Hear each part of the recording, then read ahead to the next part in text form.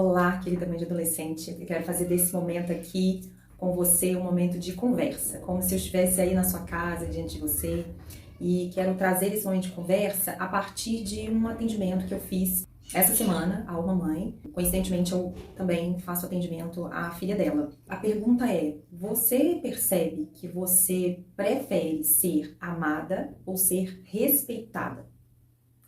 São duas coisas bastante interrelacionadas, porque o amor envolve o respeito, mas não esse amor dos dias atuais, que é um amor de tudo dar, é um amor da entrega, um amor muito da doação, sem pensar, esvaziado, na verdade, esse amor esvaziado dos custos que o relacionamento tem, esvaziado da necessidade de fazer algo. O amor não deveria ser de graça? Óbvio, sem dúvida, o amor é gratuito, o amor deve ser assim. Mas quando a gente fala de relacionamento, nós estamos falando de uma via de mão dupla. Nós estamos falando de duas partes que devem contribuir igualmente entre si. Tendo isso em vista, o que acontece tanto com a geração de hoje quanto com os pais? A geração de hoje está acostumada a ter ao alcance das suas mãos, ao toque de um dedo, as informações que necessita.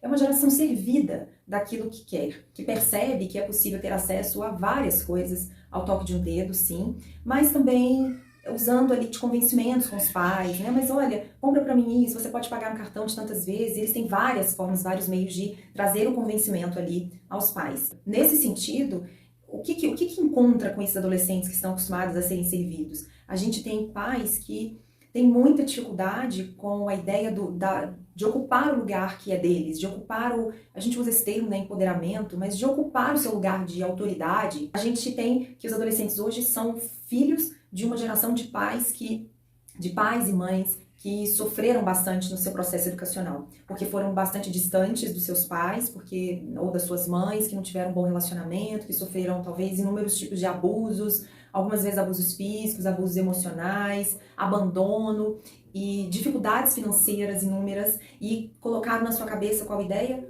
Um dia, quando eu tiver filhos, eles não vão passar por isso.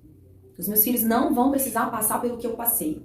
Na medida que esse pensamento povoa a mente de um pai ou de uma mãe, o que acontece?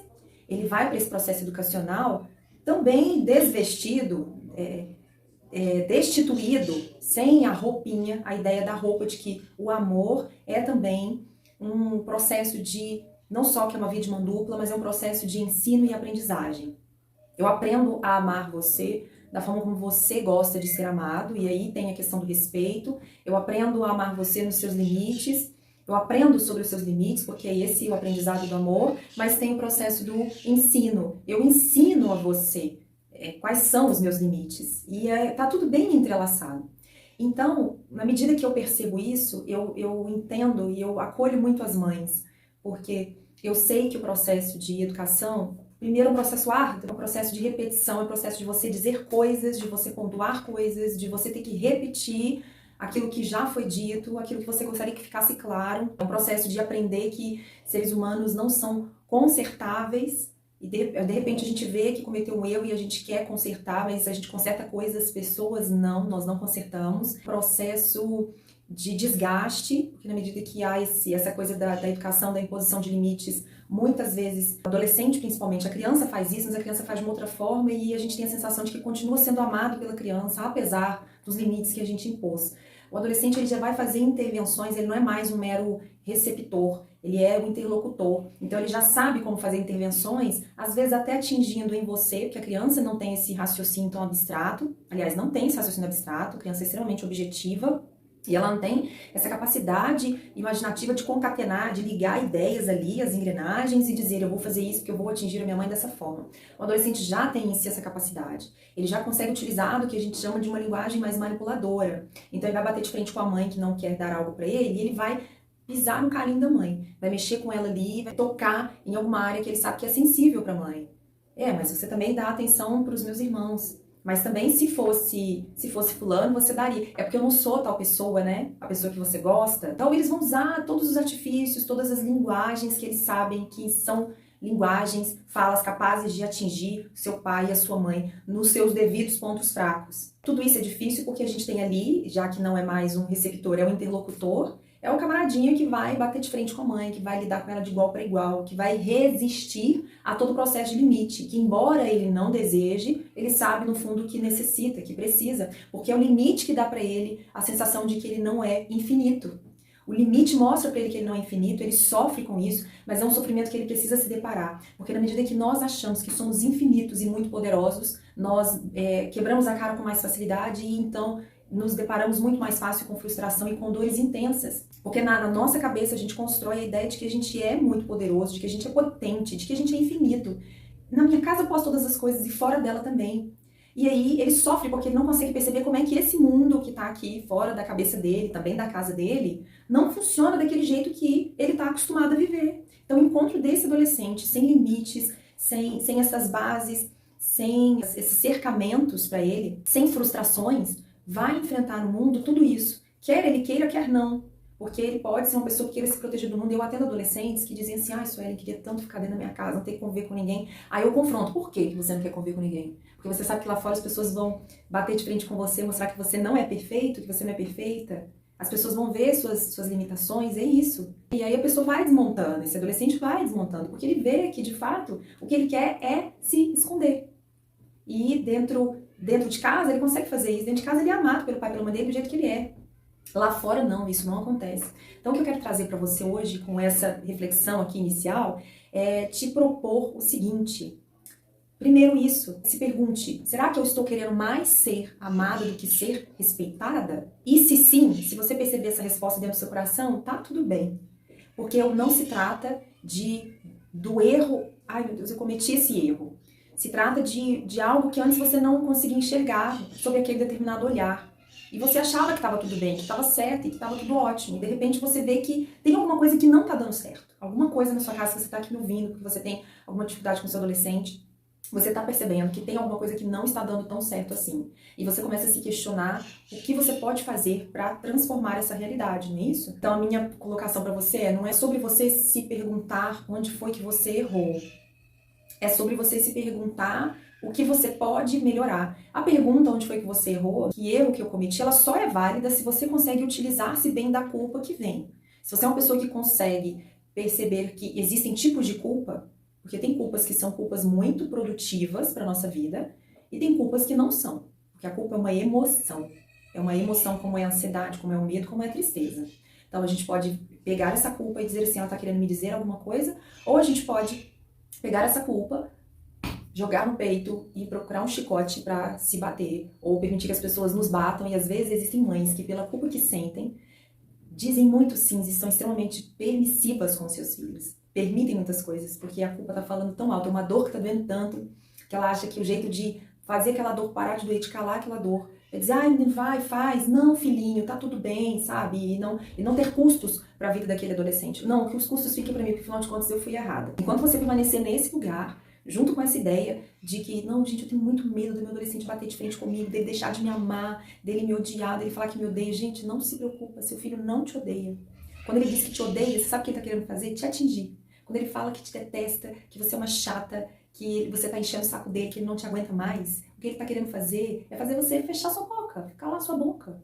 Porque ele sabe que se de repente, se ele fala isso, ele gera em você um incômodo e aí você desvia a atenção e o olhar daquilo que você poderia de fato discutir com ele, porque o centro da situação é a irresponsabilidade dele, a falta de cumprimento com tarefas, ele ser uma pessoa que não é capaz de olhar para os outros. Ele sabe que quando ele joga essas coisas, ele tira ele mesmo do centro da discussão e coloca o olhar, o holofote sobre você, sobre a mãe que ele quer jogar na sua cara que você não é.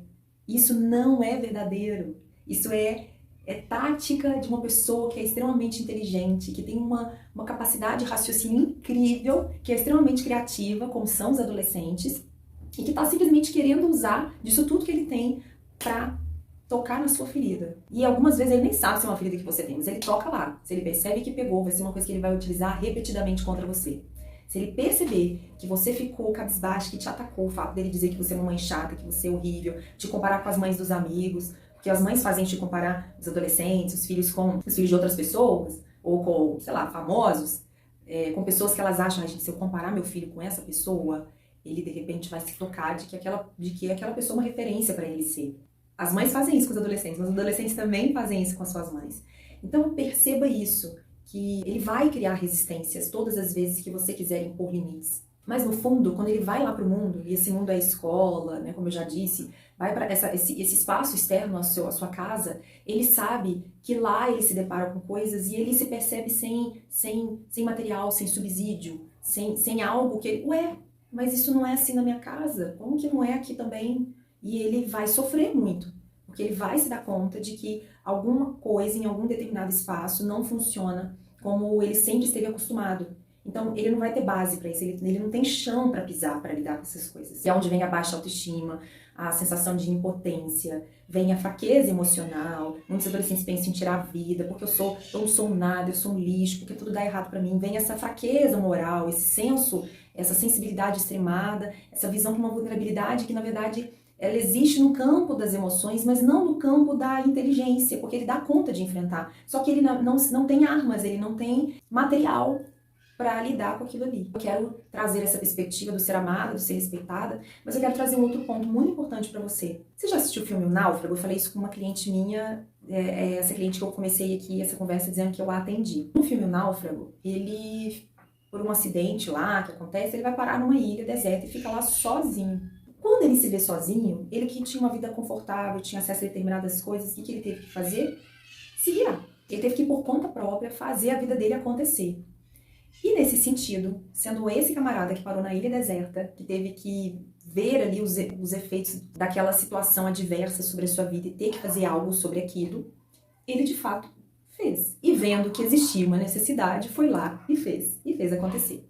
Porque ele percebeu que se não fizesse nada, ele morreria. Então ele teve que correr atrás de pensar em como montar uma cabana. Ele criou um amigo ali, a bola, eu não lembro se era uma bola eu acho que era uma bola de beisebol. Eu lembro que estava escrito Wilson, que era a marca, e ele deu o nome para aquela bola de Wilson, e o Wilson foi um amigo dele. Em determinado momento estava com muita dor de dente, aí tinha aqueles patins de patinação no gelo, porque ele trabalhava aqui no Brasil a gente chama de SEDEX, lá é FedEx, eu não sei se tem diferença, né, de serviço, mas era isso. Vieram algumas encomendas junto com ele. O mar veio trazendo algumas coisas e tinha lá um patins de patinação de gelo. E aquela parte, né, aquele ferro que fica embaixo, foi o que ele usou para arrancar, batendo assim, né, foi o que ele usou para arrancar um dente. Sentiu bastante dores, mas conseguiu fazer aquilo. Aí eu até falei com essa cliente a frase, eu nem sabia como dizer, ela que me ajudou a encontrar. A ocasião faz o ladrão. Se o seu filho está bastante confortável na vida dele, tem acesso a várias coisas, você talvez só esteja empoderando o seu adolescente. Ele talvez seja uma pessoa que está sendo extremamente empoderada, mas a gente na nossa vida precisa de falta para desejar. Eu só sei que eu preciso de uma escova de dentes, coisa bem simples. Você foi para uma viagem, você não levou sua escova de dentes. Você direto ou vai numa farmácia, vai no mercado, você fala, gente, antes de ir pro hotel, antes de ir para tal lugar, eu preciso comprar uma escova de dentes. Você paga o preço que for, porque você sabe que se não tiver outro lugar para comprar, porque você não pode ficar sem escova de dentes. Quer dizer, algumas pessoas até conseguem, né? Enfim, mas você pode ocupar essa coisa da escova de dente para qualquer outro exemplo. O que você não consegue ficar sem e que a falta, não ter aquilo, te gera essa necessidade e faz você correr atrás. Às vezes o sol pode estar escaldante, pode estar chovendo, mas você tem uma necessidade que te faz sair daquele lugar e buscar alguma coisa. Será que o seu adolescente está tão confortável? Mesmo que você não seja uma pessoa rica, mesmo que você não seja uma família de muitas posses, será que o seu adolescente não está tão extremamente confortável no lugar onde ele está, que aí não faz com que ele tenha essas reações adversas, esses comportamentos que acabam deixando marcas e embates no relacionamento de vocês, porque na verdade você poderia estar ocupando um lugar de mais força, sabe? Um lugar de autoridade, tomando esse posicionamento que é seu como mãe, lugar de adulta da relação, e esse lugar tá lá vazio. Vamos colocar que é um reino, existe lugar lá do rei sentar, no caso você é a rainha do seu lar, e você saiu dali, não, gente, eu vou sair daqui, deixa o meu filho se assentar no trono, e aí seu filho ocupa o lugar de rei da situação, de rei da casa. E isso gera embates no relacionamento, porque na medida que você é mãe, você sabe, a sua consciência sabe, e a lógica dita que você seria a pessoa a dizer o que esse adolescente deveria fazer. Mas na medida que esses papéis foram invertidos, ele talvez anda ditando coisas para você, falando coisas sobre você, dizendo coisas que você não gostaria de ouvir, você se sente desrespeitada, um lixo, porque você desnivelou essa situação. Mas adivinha? Quem tem o peso aqui, o fiel da balança, é você. Você é o fiel da balança. Você pode, em alguns momentos, deixar a situação aqui equilibrada, porque relacionamento não é sobre estar acima, muitas vezes, a gente precisa ocupar esse lugar, sim, olha. Olha, sacada. Propor autoridade, a gente não precisa impor. A autoridade é reconhecida. Seu filho reconhece a autoridade em você e por isso ele te respeita. E é uma construção. A obediência, ela não é sobre algo cego que eu mando e você faz. Obediência diz respeito a relacionamento. Por que isso? Porque na medida que você ocupa esse lugar da forma como deveria, o seu processo de ensino, ele é tão claro, ele é tão límpido, que eu consigo ali nesse processo me submeter a você. Não com facilidade, o adolescente não vai fazer isso com facilidade. Ele vai fazer retrancando, resmungando, algumas vezes batendo, tem que fazer isso. Mas é um processo mais límpido, sabe? Menos pedregoso, menos espinhoso. Porque ele reconhece que existe alguém a quem ele precisa se referir, a quem ele precisa recorrer. Vamos pensar como se fosse uma casa, sabe? É melhor. É uma relação de pertencimento. Ele pertence àquele sistema, ele se vê parte desse sistema. E existem estratégias para fazer isso acontecer. Para convidar esse adolescente que está aqui, que está resistente, que está tão longe de você, a vir se aproximando e você também fazer esse movimento e fazer parte desse sistema chamado família. E se submeter a essa mãe, a esse pai e ter uma harmonia nesse lugar. Mas para isso, você, mãe, precisa ocupar o seu lugar de referência. Você precisa de se posicionar. Se você não se posiciona, você às vezes pode ter mais o amor dele porque você disse sims, vários sims, porque você abriu as portas e escancarou permissões. Mas você, quando precisar do respeito, quando você precisar do limite, você não vai ter. Então, quero te convidar a colocar seu lar, colocar seu filho à prova. Ele não vai morrer. Ele não vai morrer.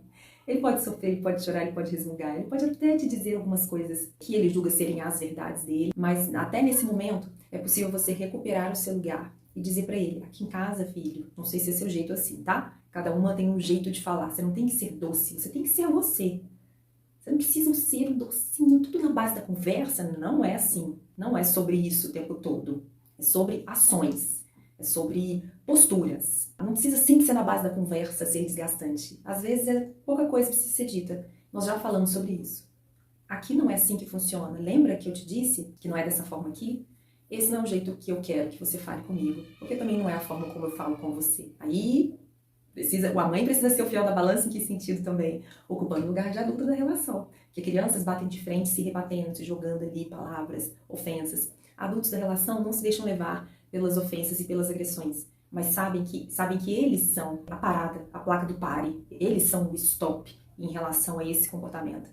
Eles são a paradinha, eles são o sinal. Opa, avançou. Não é assim que funciona. Ser amado, ser respeitado, criar um ambiente de falta, porque a gente precisa de falta para desejar e as ausências nos lembram isso. As ausências nos ajudam muito a lembrar que eu só corro atrás, que eu só deixo de ser apático, que eu só me movimento, que eu só abandono a procrastinação, que eu só abandono um lugar de bastante conforto quando eu vejo a necessidade. Crie necessidades para o seu filho, crie um ambiente de necessidades para ele. Até mesmo no sentido de que o amor precisa ser uma via de mão dupla, inclusive com o respeito. Se você gostou, compartilhe esse vídeo com uma mãe que precisa ouvir muito essas coisas. Eu estou à disposição. Me escreve no direct, me escreve nos comentários. Eu estou aqui para te ouvir, para a gente levar, assim, fazer altos papos sobre a adolescência do seu filho e sobre como se relacionar melhor com ele. Beijo, até a próxima.